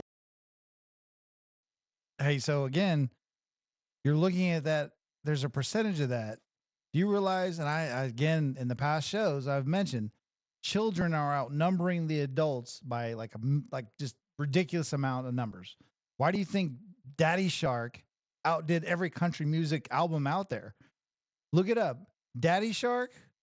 How much did they make, and what did they do on YouTube? Even just YouTube, they made more than Chris Stapleton and all those other guys. You know why? Because it's a child's song. Why does Marvel Comics have Hulk 30, Spider-Man 60? Because if a family man takes his family out to go see a movie like that, you take the whole family. You take all 6 or however many you got. If you go see a 007, it's probably just going to be you or another, like a date night kind of thing. But looking at that kind of information, toys, the sales on toys, you would not believe. But it's just a comment like that. Look, you got to look at a comment like, though, she has no idea what she's talking about. If you can look at Daddy Shark and realize that it outnumbers in rankings and money made, they made more money than most professional country music stars that go and actually do huge gatherings and huge concerts. Daddy Shark, it's like a 3-minute song. You get what I'm saying? 3 minutes, and they made it international. I mean, it's a huge hit, and they say viral, but at the same time, it has the same concept. It's a child's thing, child show. I mean, again, if you don't believe me, look up children's shows on YouTube. Look up children's songs. Look up children's stations. That's like a almost like a 50 times. If you go make a children's book, you're more likely to make it than someone major manufacturer. You do a child song, you're more likely because more people will watch it. And then not only that, anybody that has kids knows a child will watch it 1,000 times when an adult will watch it one time, right? So a child will want that toy and then want to buy another one and another one and another one. When adults will buy one thing and they're usually happy. That's it. The repetitive thing, you know what I mean? A TV or, but it's children's toys and Marvel Comics. I mean, look at the history of it over and over and over and over and over again because the kids are doubling. I mean, every month it's exponential. Okay. It's ridiculous. And it's not ridiculous. It's human nature, right? So 2 makes 4 and then people make 6 and 10 and 11. I mean, how many shows you seen where they have like quadruplets? I got 10 kids, but it's exactly the point. Every one of those kids will want to see all the kids movies and all those, so when they're talking about kids toys, I think that's the worst idea. Tax them all. Okay. Because when they do that, they're not allowing our manufacturers, right? Our toys made here by United States citizen to get sent to their country because they're like, no, we don't want your stuff. We don't want your toys, right? So horrible idea, has no idea what she is talking about on that. Children's products are probably, I would say they probably sell, and yes, they're cheap, but they sell more, like there's just an exponential factor to it. So just keep that in mind. Kid stuff has exponential factors. It doesn't matter. Music, shows, doesn't matter. Even if you remember Dude Perfect on YouTube, they were all about trick shots. Well, they went on the road and they didn't necessarily do tricks. It's more like a kid's show. And they built they're like billionaires now because kids will come watch in hundreds of thousands. That's, like it's ridiculous. But you try to get a couple of adults and the thing they're working, they're overwhelmed, they're not spending money. But man, there's no adult that I know that or parent that will, hey, yeah, it's a show or it's a movie. They'll pay for it because most people are unselfish like that. So anyway, just keep that in mind. Are you looking to start your own business? Well, look no further than Busy.com. Right now, we'll complete your LLC filing.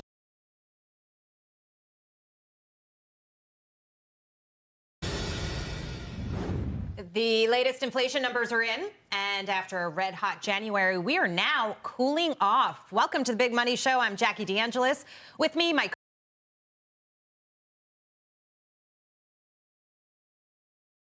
Okay, so on this one, CEO predicts economic boom. CEO, and notice who the CEO is, and why I'm bringing it up. Hence why I'm bringing it up. that Musk's politics have a negative impact on the company. Grant Cardone is with us this morning. Grant, you just bought your daughter a Tesla. Is that your... Grant Cardone. If anybody knows who Grant Cardone is, he is a real estate tycoon. Okay. Not like Trump, but he is a real estate tycoon that it more so invests. He does group funding in like apartment complexes and stuff like that. So, but you got also to understand where is housing going?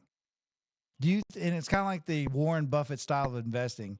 Do you think we're lessening in population, or is it automatic? It's a measurable thing. Say, hey, we're going to double, triple our economic growth, and not just economic, but people will grow and need a house. So houses, look around, even in your own town, there's a house here. You see buildings going up there, residential wood structures. Yeah, it's never going to end. So house after house. Someone's investing in every one of those, and this guy, and I'm sure he's going to get into it because I haven't watched it either. So I just saw this and I thought it was very interesting, and that's why I wanted to share it.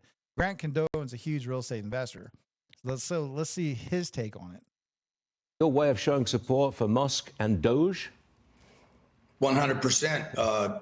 Elon Musk is doing things that most Americans are never in a position to do and wouldn't have the courage to do, if they had it. So I wanted to support him. I actually bought one for my wife and one for my daughter, who just turned 15. She graduated from high school at 15 years old from being homeschooled, and I promised her a new car. We didn't know which one if she completed early, and she did. Well, that's a vote of confidence, I must say.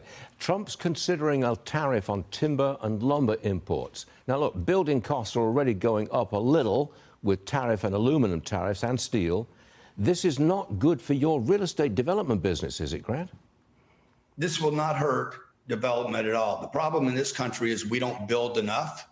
Like President Trump wants to drill, baby, drill. We need to build, baby, build. And when supply goes up, when we start building more, the cost of goods and services. So America can understand this. We have been charging for soft timber, soft wood from Canada for years, okay, since before 2018. Same thing with aluminum and steel. This is not a new thing.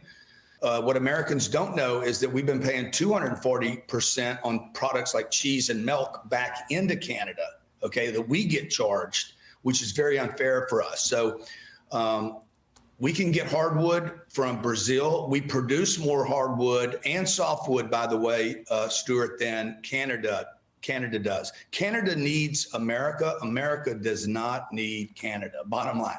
There's more people that live in the state of California than the entire country of Canada. Well, if the tariff. So I just wanted to make sure. So this is what I was talking about, the correction of the real estate market, right? People are selling real estate now and they're putting into the stock market because all these green numbers you see right here. That's what's happening. And I'm talking the highly skilled investor sees the wave coming. He sees the wave on the, it's kind of like a surfer. He sees that wave. You're to the shore. You're going to swim back out there and you're going to ride that next wave in. But he's also making a good point. Build, baby, build. When you build like that and you have an overabundance of housing, what's going to happen to the housing market? Competition, housing goes down, which is great because there's got to be a housing correction for you not to pay a $200,000 sales price on a $100,000 house.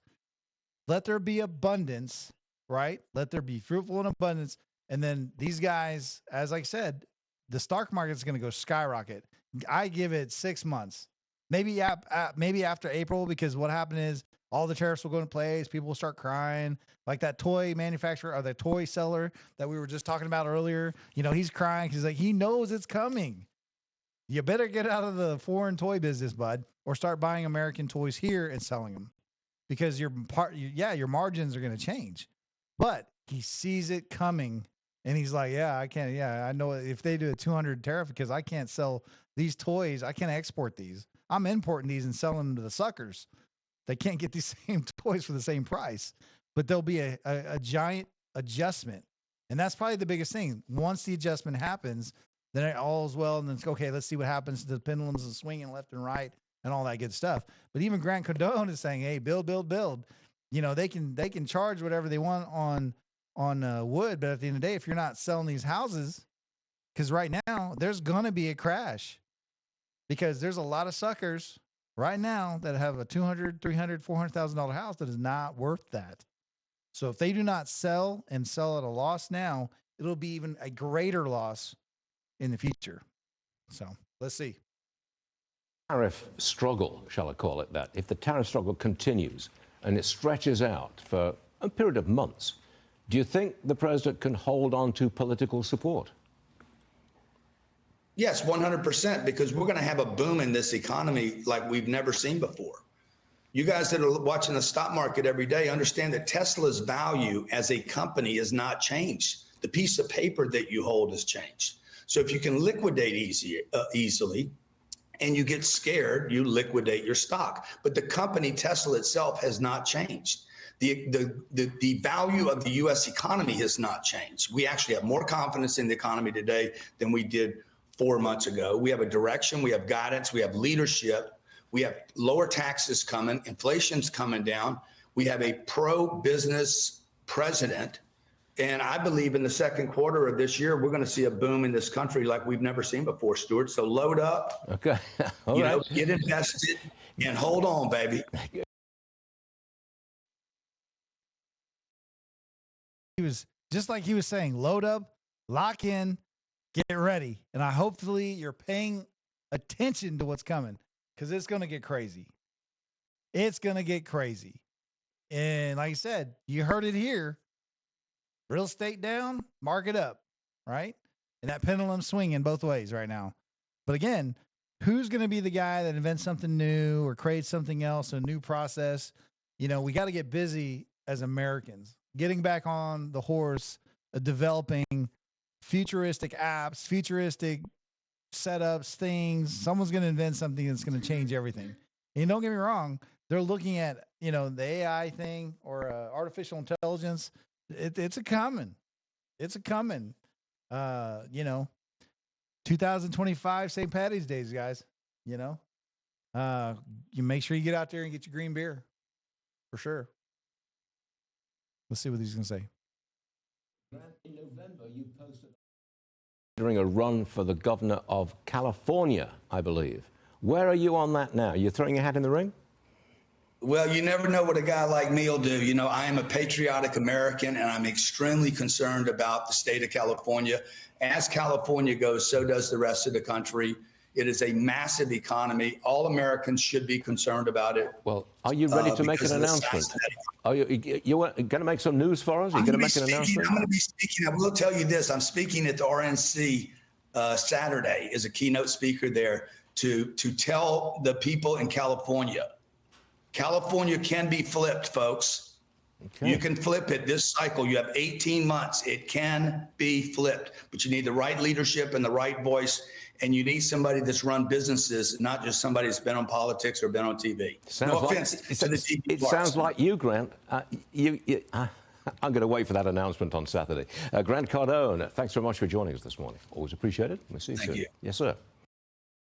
Check this out. I'm going to show you how I afforded this car. Okay, you ready? All right, $118.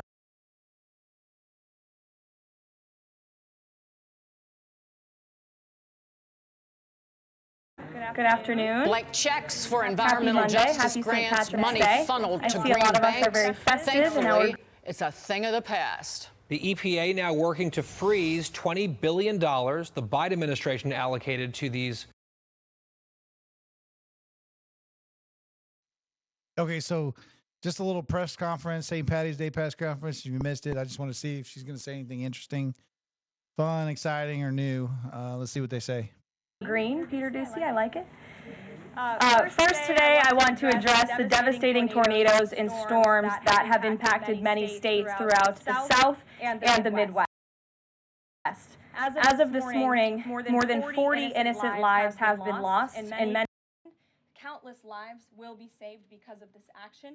And if you talk to the families, the Angel families, as I mentioned, Laken Riley and Jocelyn Nungray, they understand the grave cost of life at the hands of these illegal terrorists.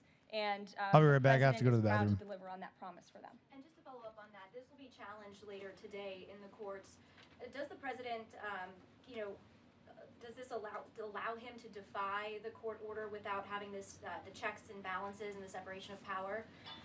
No, in fact, this administration acted within the confines of the law, again, within the president's constitutional authority and under the authority granted to him under the Alien Enemies Act. We are quite confident in that, and we are wholly confident that we are going to win this case in court. Peter. Thank you, Caroline. If you guys can't send 200 Tren de Aragua terrorists at a time to El Salvador, where are you going to send them instead? It's a very good question. You'd have to ask the courts and the people on the left who are trying to fight this administration for doing the business that this president sought out to do, which is to deport these foreign terrorists. And we're very grateful to President Bukele and to El Salvador for accepting these heinous monsters where they will face justice. And if these guys are terrorists at war with the United States, is President Trump considering anything more lethal to address them than just sticking them on a plane somewhere else? Well, it sounded like you had a little bit of curiosity in the premise of your question, so I want to address it. These are designated foreign terrorists. The president signed a proclamation on February 20th, 2025, designating TDA as a foreign terrorist organization that was in consultation with the Attorney General and the Secretary of Treasury. That was pursuant to 8 U.S. Code 1189. The president has the right to do that. And I think nobody would argue that Tren de Aragua should be designated a foreign terrorist organization. If you want to have that argument, I'm happy to do it. These are heinous monsters, rapists, murderers, kidnappers, sexual assaulters, predators who have no right to be in this country, and they must be held accountable. And something different. There is now a member of the European Parliament from France who does not think the U.S. represents the values of the Statue of Liberty anymore. They want the Statue of Liberty back. So is President Trump going to send the Statue of Liberty back to France? Absolutely not. And my advice to that unnamed low-level French politician would be to remind them that it's only because of the United States of America that the French are not speaking German right now. So they should be very grateful to our great country. Kelly. Is the administration prepared to give the court what it wants in terms of the time of the flights that departed, that went to El Salvador, and some of those details that the judge is asking for in trying to determine the timing? Clearly, the 5 named individuals were not deported That's in right. compliance. But looking more broadly, wanting to know about the timing of flights and so forth, because the verbal order did say turn around the flights if there's an issue. So is the administration prepared to provide that information? I'm prepared to provide it right now. All of the planes that were subject to the written order, the judge's written order, took off before the order was entered in the courtroom on Saturday. And the administration will, of course, be happily answering all of those questions that the judge poses in court later today. And for people who have due process questions about making certain that there wasn't anyone who was swept up who did not meet the criteria that you laid out, is there a way for the administration to provide more detail about how that was determined, who the individuals were that met this deportation order? Yes, I can assure the American people that Customs and Border Patrol and ICE and the Department of Homeland Security are sure about the identities of the individuals who were on these planes and the threat that they pose to our homeland. They take this incredibly seriously. They are putting their lives on the line to deport these designated terrorists from our country, and they should be trusted to do that. And that's exactly what the American people elected this president to do. Thanks, Caroline. Just to follow up on that then, so you're saying definitively that the administration can prove everyone that was put on those flights to El Salvador was either a member of Tren de Aragua, MS-13, or some other entity? We've already provided the breakdown in the effort of transparency about the 261 illegal aliens who were deported. 137 of those were deported under the Alien Enemies Act. 101 of those were Venezuelans removed via Title VIII, which, as you know, are just regular immigration proceedings, and 23 of them were MS-13 Salvadorian gang members. There were also 2 MS-13 ringleaders as part of that group of 23 who President Bukele particularly expressed his gratitude for their return so he can demand justice in his home country. Jennifer. Just follow, what criteria, though, other than, say, tattoos or maybe being in the wrong place at the wrong time, are they using to determine that someone is actually a member of one of these organizations? Intelligence and the men and women on the ground in the interior of our country who are finally being allowed to do their jobs. Their hands were tied under the previous administration, and as I said, they take their jobs very seriously. They should be trusted and respected by the American public with this operation. And of course, as I said to Kelly, the administration will provide all details to the questions that the court poses. Jennifer. One more follow-up on that. Can you say how much the U.S. is paying El Salvador to imprison these Venezuelans? And then a different question on Russia. I was wondering if you could give us an update on the ceasefire negotiations, and is there anything you can share on the list that Putin passed along to President Trump for the things he's requesting? Sure. To your first question, it was approximately $6 million to El Salvador for the detention of these foreign terrorists. And I would point out that is pennies on the dollar in comparison to the cost of life and the cost it would impose on the American taxpayer to house these terrorists in maximum security prisons here in the United States of America. And I would echo the message of our Secretary of State, Marco Rubio, who expressed his gratitude to President Bukele and El Salvador's government for their cooperation in this deal. As for Russia, as you know, the president announced last night on Air Force One on his return from his very busy weekend in Florida that he will be speaking to President Putin tomorrow. I won't get ahead of those negotiations, but I can say we are on the 10th yard line of peace, and we've never been closer to a peace deal than we are in this moment. And the president, as you know, is determined to get one done. Caroline? Sure. I have two questions for you. One on the flights, but first on the president's post overnight, saying that the pardons that were issued by President Biden preemptively to members of the January 6th committee, that they're now null and void. Have attorneys here at the White House told President Trump that he has the legal authority to undo a pardon simply because it was signed by auto pen, as he said? The president was begging the question that I think a lot of journalists in this room should be asking about whether or not the former president of the United States, who I think we can all finally agree was cognitively impaired. I know it took people some time to finally admit that, but we all know that to be true, as evidenced by his disastrous debate performance against President Trump during the campaign. I digress on that. But the president was raising the point that did the president even know about these pardons? Was his legal signature used without his consent or knowledge? And that's not just the president or me raising those questions, Caitlin. According to the New York Post, there are Biden officials from the previous White House who raised those questions and wondered if the president was even consulted about his legally binding signature being signed onto documents. And so I think it's a question that everybody in this room should be looking into, because certainly that would propose perhaps criminal or illegal behavior if staff members were signing the President of the United States autograph without his consent. Is on the record talking about issuing preemptive pardons to these people. But was he aware of his signature being used on every single pardon? That's a question you should ask the Biden Is White there any House. evidence on that he wasn't aware of it? You're a reporter. You should find out. Okay, Sean. on the flights, so I have a question on the timeline of the flights. You keep talking about the judge's written. Damn. Zing. Did you hear that? That's crazy. That is crazy. I can't believe, man, she's brutal.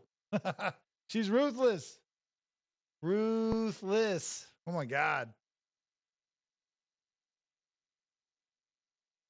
There we go. I'm trying to get some stuff set up here. Okay. Ruthless. That's insane.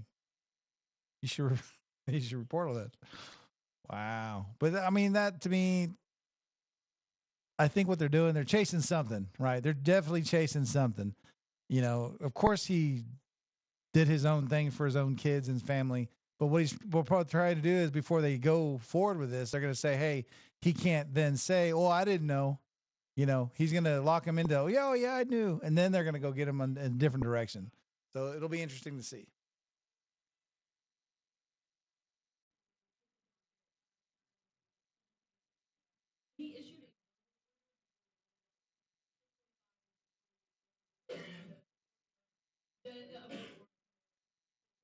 Does the White House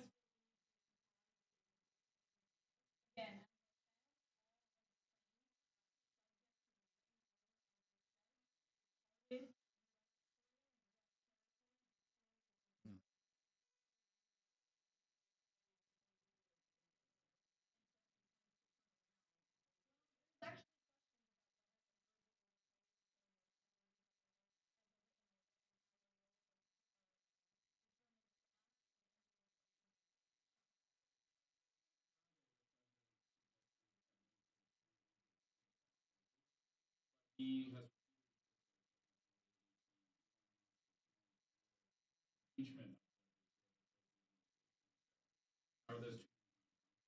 have not.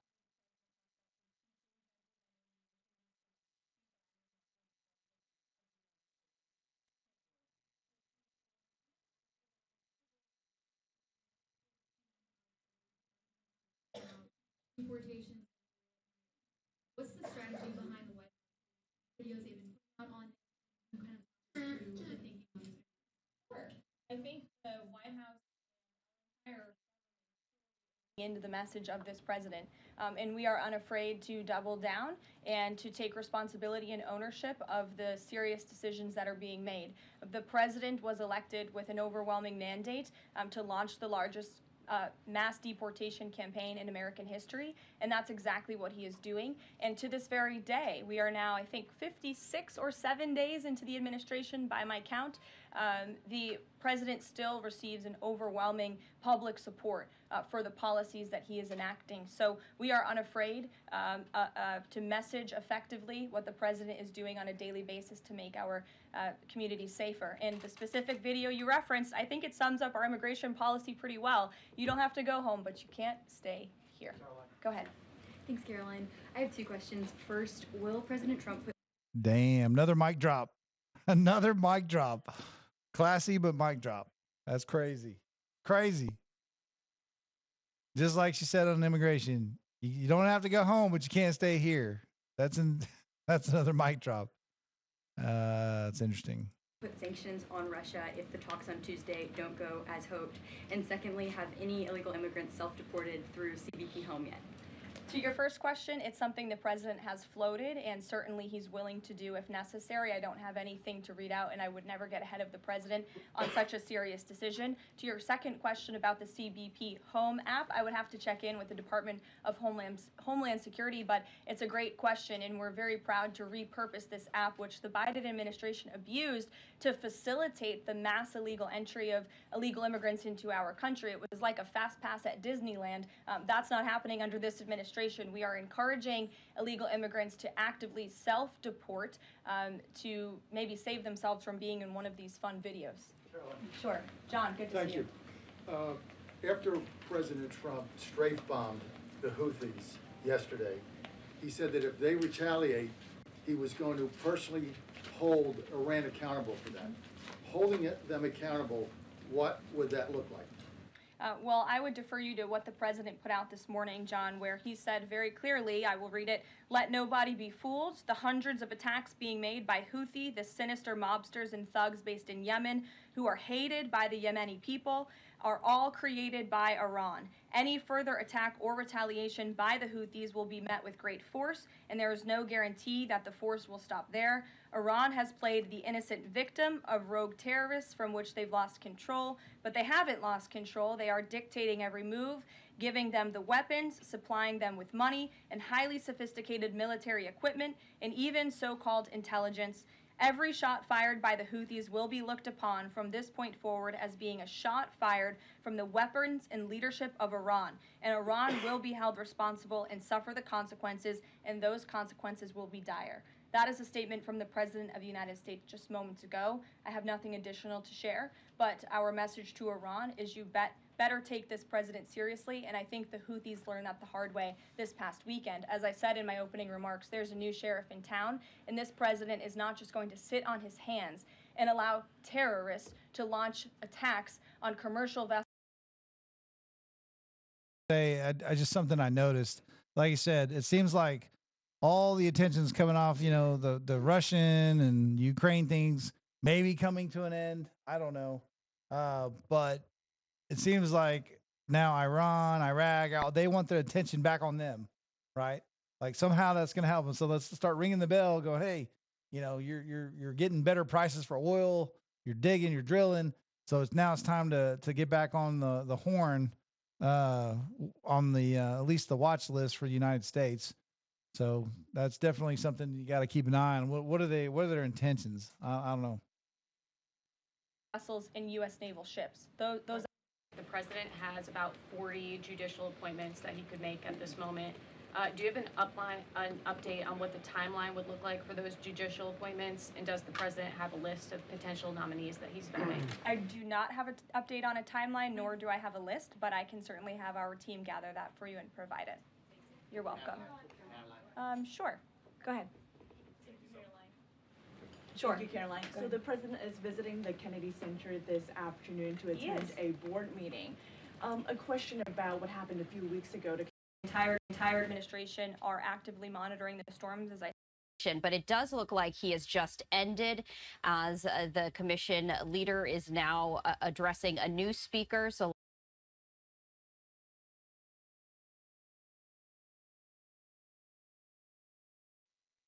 I wanted to add this. Ron DeSantis is starting to play with the no property taxes. So property taxes in Florida, there's like $500 million houses that pay property tax. Like, that's going to be crazy. So it's interesting to see that, it's particularly when you talk about Florida, that is, but they're going to eliminate property tax. I mean, I'm all for it because that'll stop the drive of properties, because the government will continue to say that property is worth more than it is every year because it wants more property tax. From collecting property taxes. Governor DeSantis floated the idea of getting rid of property taxes during an appearance in Tampa this week, and Fox 13's Evan Axelbank explains what that would mean. Governor DeSantis knows how to start a discussion. And do you think it's fine that you buy property, you buy a home, you own it outright, free and clear, and yet you have to continue to pony up money to the government just for the courtesy of using your own property? Local governments in Florida take in $42.7 billion a year in property taxes, or about $2,000 per person. They make up just under a fifth of revenue for local governments and half of revenue for school districts. Property taxes finance so much at the local level that without them, there are a lot of questions. Esteban Santos of the Florida Policy Institute found that if property taxes were to go away, the state would have to double its sales tax rate from 6 to 12%. That is, if it wants to keep the same local services. Not only would that hit lower income families hardest, it would be a less reliable source of revenue because consumer demand ebbs and flows. and it's going to make it harder to forecast and plan around for the school districts in particular. Tampa City Councilor Luis Vieira says this is treacherous territory. This is something that we have to take seriously and begin to speak out on. He points out that local governments like the city of Tampa use property taxes to fund police officers and firefighters. Promising lower taxes is a favorite pastime of politicians, but so is, Vieira says, promising strong public safety. I'm a public official who's always very proud to support our police. And this is a time, I guess, where you'll take hits for wanting to fund the police in a proper way, because that's what property taxes do. The governor posted that there'd need to be a constitutional amendment to eliminate, reform, or lower property taxes. But he says the boldest amendment should be put on the ballot that has a chance of passing with 60%. People do need relief. The homestead exemption would be great. Eliminating property taxes altogether would be amazing. But why not just have one, it never goes up. This is the percentage. This is what it is. Your house is purchased at this dollar amount. Therefore, your property tax now is that percentage for the rest of its time. Instead of trying to say, have a retirement person buy that house for $10,000 like they did in 1950s. And then all of a sudden they're paying more a year in property taxes than the house was worth, just because they said, well, your wood went up in value. I mean, interesting. That's all I'm saying. Pay attention. That's all, because they have like elimination. Well, if there's elimination, why not go to, one set price, one time pay, maybe for like your, when you close on your house or something like that, but to continue to pay on that when you have somebody that's 80 years old living off of Social Security. Even then, even a young person who drums up enough money to buy a house, it's something to think about. If they drum up enough money to buy a house, should they pay thousands of dollars a year just to own that house? You already got to pay cruddy insurance and a bunch of other stuff that people make you pay that you don't need. And it should be, again, a choice. If I don't want to insure that house, or I don't want to have extra insurance for this and that, because that's how they hijack you, because then you have to pay it. Then all of a sudden, those are thousands of dollars a year. There's no competition in that. No, everybody knows you have to have it. So, I mean, I pretty much having a monopoly on what you own, unfortunately, you know? Exemption is not enough for people. Their assessments are going up. They're having to pay more, and we don't want to see that. The question Floridians have to decide is whether the relief is worth it. Evan Axelbank, Fox 13 News. One state senator has proposed a bill that would analyze different options for either eliminating or making dramatic changes to property taxes. So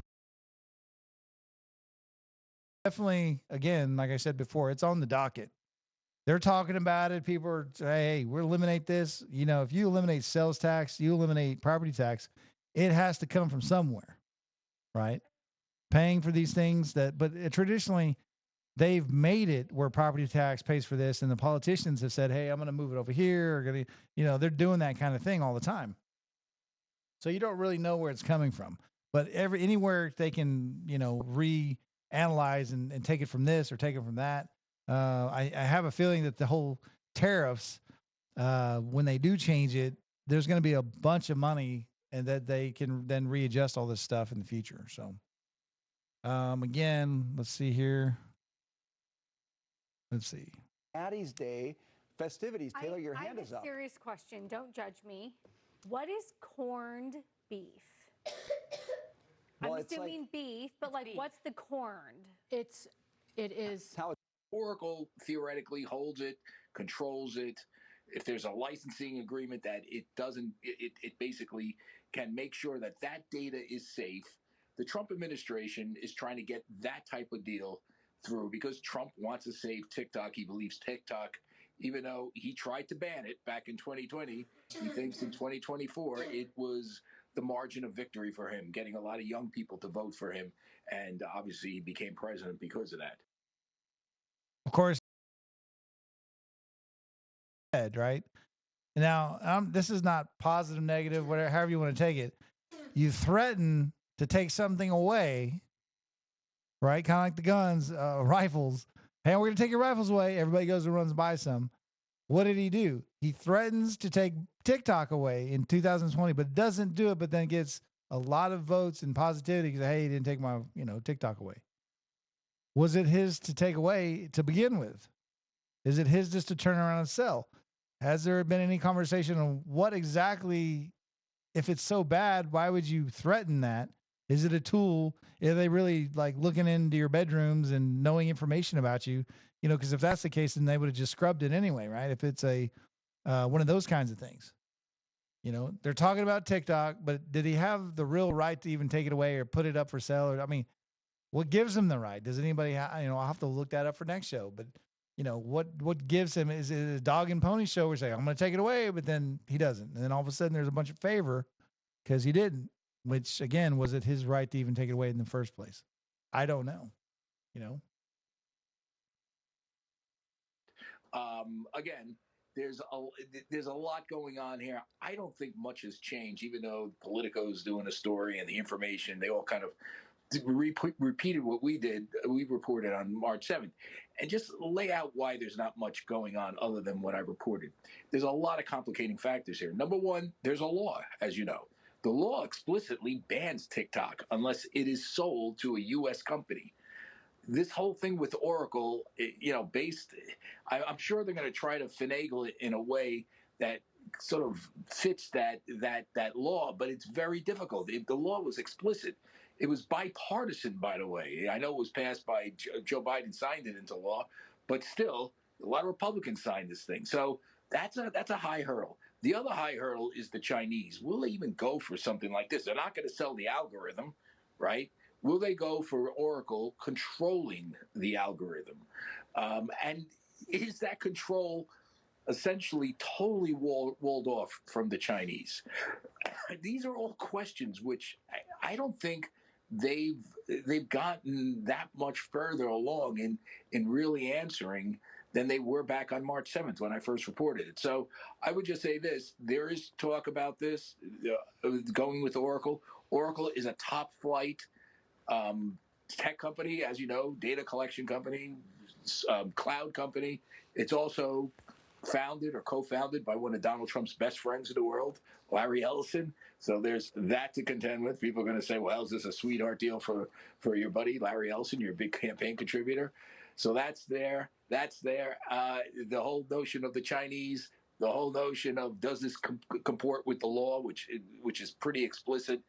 You know, we're still, I think, early on this, and I don't think it's much beyond what we reported earlier.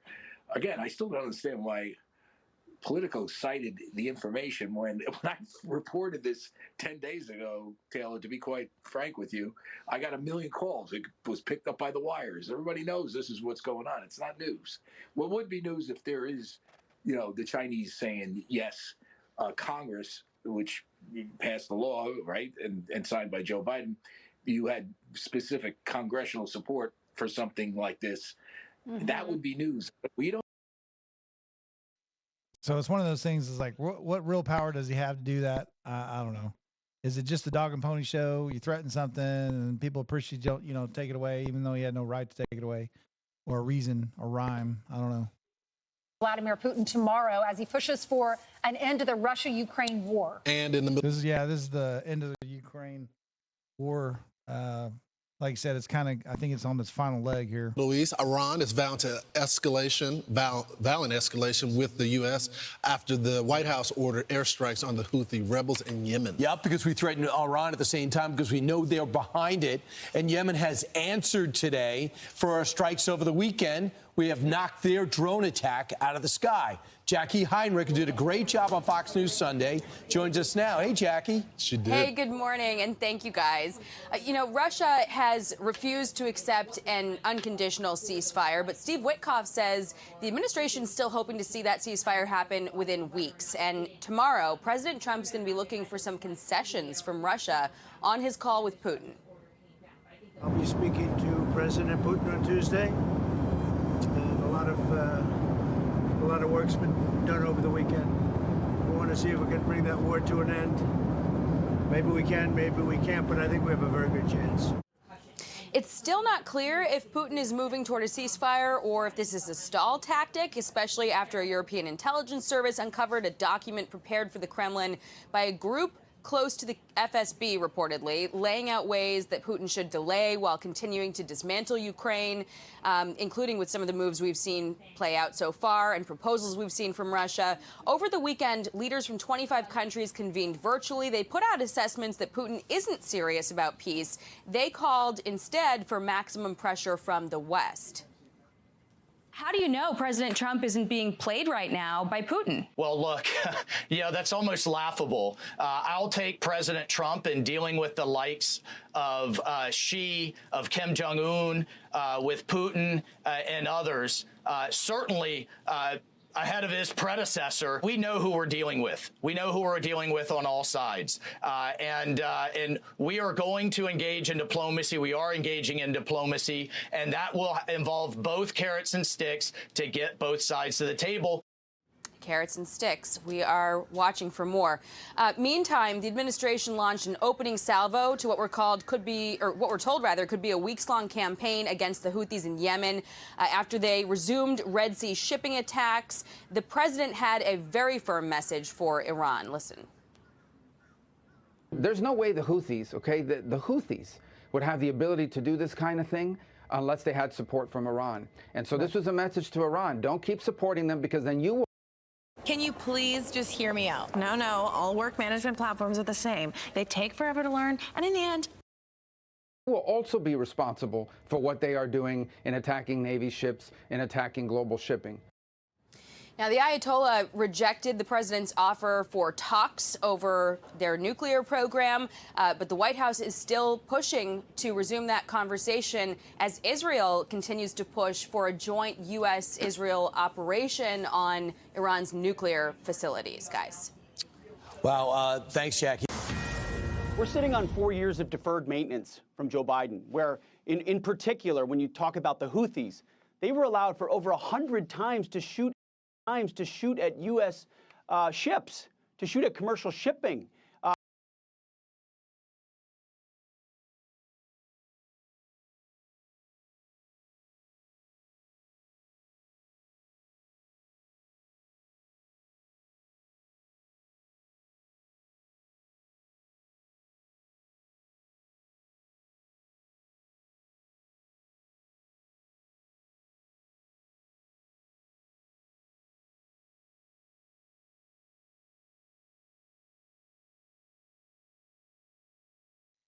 Well, that's all I had for you today, guys.